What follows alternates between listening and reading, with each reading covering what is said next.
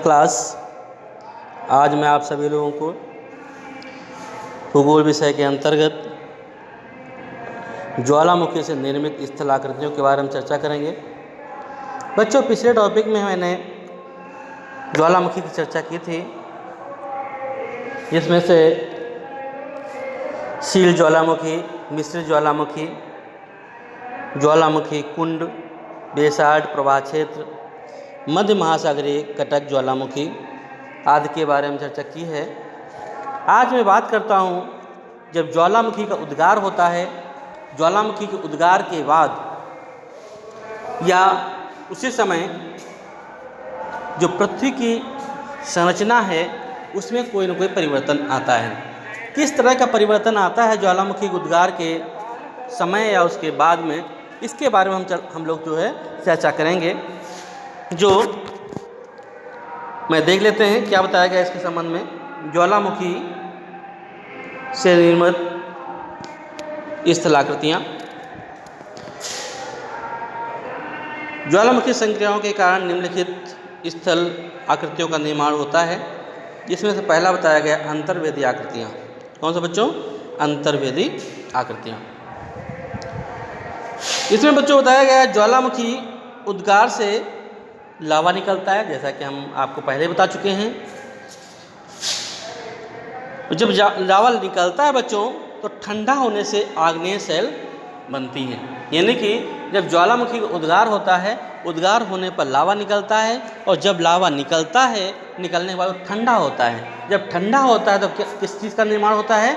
उस लावे का शैल के रूप में। और कौन सी शैल होती है? वो आग्नेय शैल बच्चों। कौन सी? आग्नेय शैल। लावा का जमाव या तो कहाँ होता है? धरातल पर पहुंचकर होता है, या फिर धरातल के पहुंचने से पहले ही कहाँ होता है? भूपटल के नीचे शैल परतों में ही हो जाता है। यानी कि या तो लावा जब निकलता है या तो पृथ्वी को तोड़ करके बाहर निकल आए, या जब पृथ्वी को नहीं तोड़ पाता है तो पृथ्वी की सतह के नीचे ही, यानी भूपटल के नीचे ही शैल परतों में ही हो जाता है। लावा के ठंडा हो जाने की, यानी कि जो लावा होता है, लावा के ठंडा होने के स्थान से धरातल पर आग्नेय शैलों का वर्गीकरण किया जाता है। आग्नेय शैल जो बनती हैं बच्चों दो तरह की बनती हैं, जिसमें से पहली कौन सी होती है? ज्वालामुखी शैल। क्या होती है बच्चों? ज्वालामुखी शैल। ज्वालामुखी कौन सी शैल होती है बच्चों? जब लावा धरातल पर पहुंचकर, यानी कि पृथ्वी की सतह पर आ जाता है, और आने के बाद जब ठंडा होता है तो उसको ज्वालामुखी शैल के नाम से जाना जाता है। आगे बच्चों बताया गया है पातालीय। एक तो ज्वालामुखी शैल होती है, जो शैल का निर्माण, आग्नेय शैल जो निर्माण करता है, तो आग्नेय शैल दो तरह की होती है, एक तो ज्वालामुखी शैल और दूसरा पातालीय शैल। पाताली में बच्चों क्या होता है? जब लावा क्या होता है? जब लावा धरातल के नीचे ही ठंडा हो जाता है, यानी कि पृथ्वी के ऊपर निकल ही नहीं पाता, अंदर ही उद्गार हुआ और लावा अंदर ही ठंडा हो गया, तब उसको क्या कहते हैं बच्चों? पातालीय शैल कहते हैं। क्या कहते हैं? पातालीय शैल कहते हैं। देख लेते हैं बच्चों आगे क्या बताया गया है। जब लावा भूपटल के भीतर ही ठंडा हो जाता है तो कई आकृतियां बनती हैं। यानी कि जब पृथ्वी के अंदर ही ठंडा होता है तो कई तरह की आकृतियों का निर्माण होता है।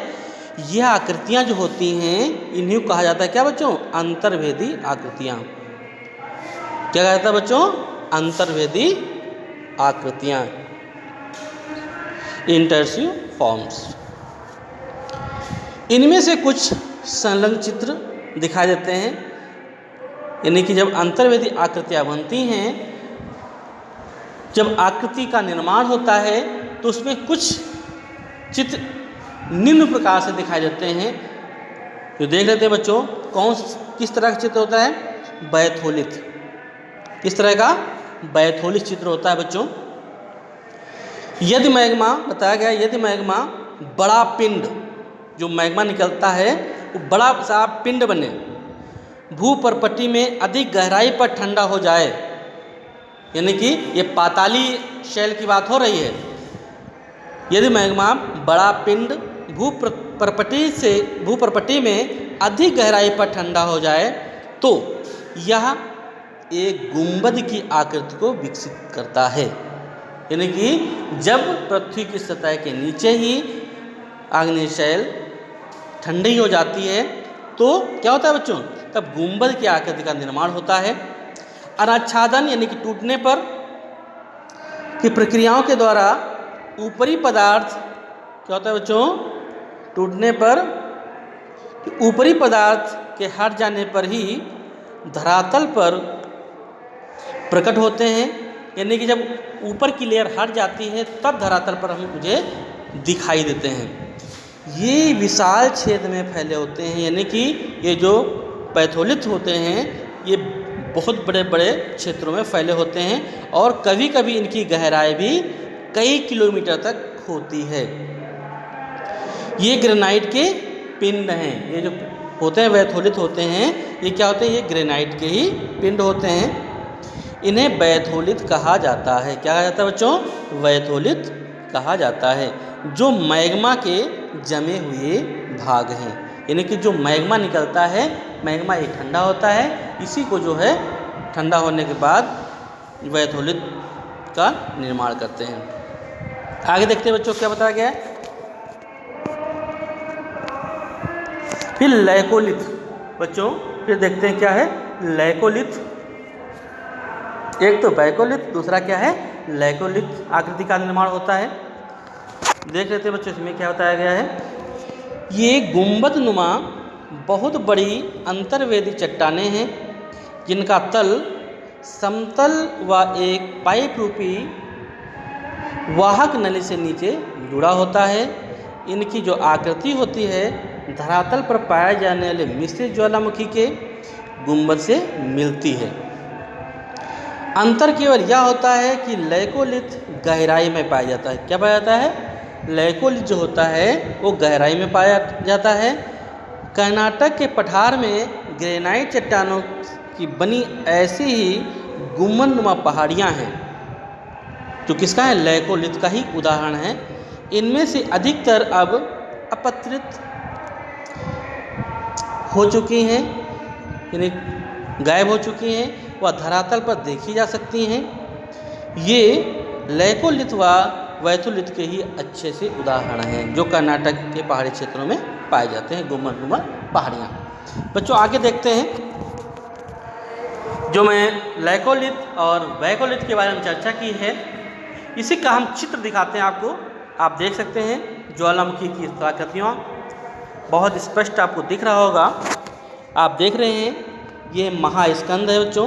क्या है बच्चों, महास्कंद है, ये स्कंद है और ये आपका शैल यानी कि चट्टान है। ये ज्वालामुखी नलिका है जो ऊपर को गई हुई है। फिर ये भी ज्वालामुखी नलिका है। आपका ये थोड़ा सा हल्का हल्का आप दिख रहा है, जो चित्र में स्पष्ट नहीं हो पाया है, ये आपका लैकोलिथ है। आप देख रहे हैं कि यहाँ पर जो है ये पृथ्वी की सतह को पार नहीं कर पाया है, यानी कि पाताली शैल है एक तरह से, और पार न हो पाने का लैकोलिथ जो है आकृति का निर्माण कर रहा है। आगे बच्चों बताया ये भी एक ज्वालामुखी नलिका है और इसी में आगे आप देख सकते हैं ये आपका लैकोलिथ है और ये आपका लैकोलिथ साफ दिख रहा होगा। ये अपरदित क्षेत्र है कुछ, ये भस्म है यानी कि निकली हुई चीज़ें हैं इसमें से आप देख रहे हैं। और ये क्या है, ये सिंडर शंकु के साथ ज्वालामुखी कुंड है। फिर आप इसमें मिश्रित ज्वालामुखी जिसमें देख रहे हैं ये निकली हुई जो पृथ्वी के आंतरिक भाग से निकली हुई है। फिर लावा इसमें निकल रहा है, लावा भैंसा है दिख रहा होगा। फिर सिंडर शंकु है, फिर बाढ़ ज्वालामुखी है देख रहे हैं, लावा पठार भी बने हुए हैं ये। फिर ज्वालामुखी डोम यानी गुम्बद टाइप में ये बन जाते हैं, जो हम आपको अभी चर्चा कर चुके हैं, जो कर्नाटक के पठारी क्षेत्र में पाए जाते हैं गुम्बदनुमा। फिर है विकिरणकारी भित्ति के साथ ज्वालामुखी का ग्रीवा है ये चीज़। बच्चों आपने देख लिया ये ज्वालामुखी स्थलाकृतियाँ हैं जो आपको अच्छे से समझ में आ चुका होगा। आज की क्लास में बच्चों इतना ही, धन्यवाद।